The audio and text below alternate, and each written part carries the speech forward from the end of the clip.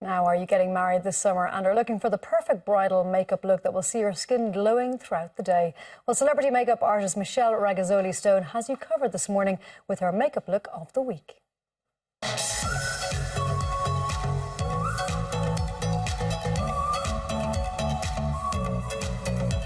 So today I have Jacinta with me, and she was a recent bride of mine. So I'm going to show you some top tips today on how to make your foundation last all day, look really radiant and beautiful, particularly on a day with weather like this.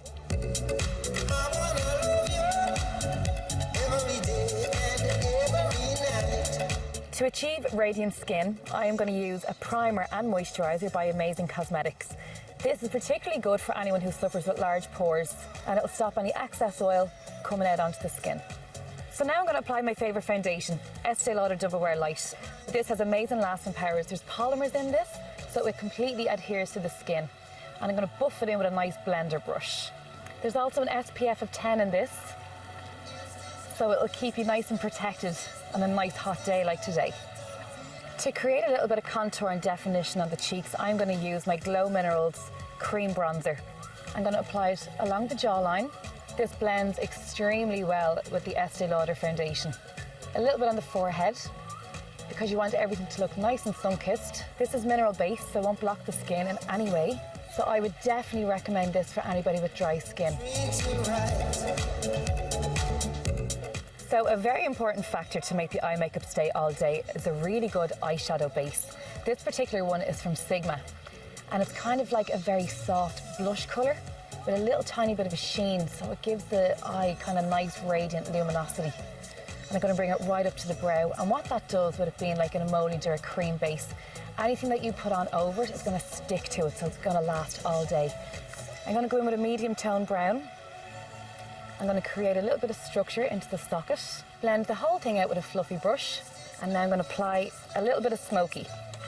So I tend to say a nice little rule is, the darker the shade, the smaller the brush. So if you want to add a little bit of definition into the corner, because essentially you're not going to put it all over the eye, particularly with a bridal look, you'll just keep it to the outer corner and soften out that smoky shade, and just keep it to the outer corner of the eye.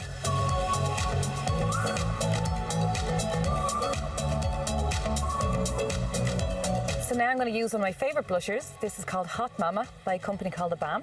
I do like to keep the cheeks nice and soft, not kind of too pink or heavy, because they tend to blend a little bit better if you're going for pastel tones with your flowers.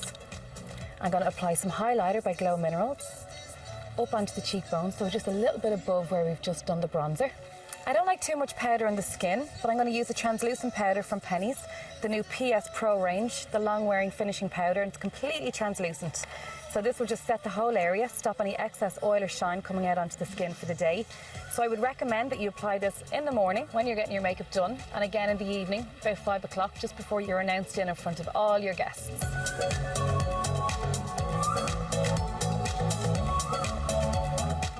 So there you have our finished bridal look on the beautiful Jacinta, and she's very kindly brought her veil today to help recreate the final look. Doesn't she look absolutely radiant?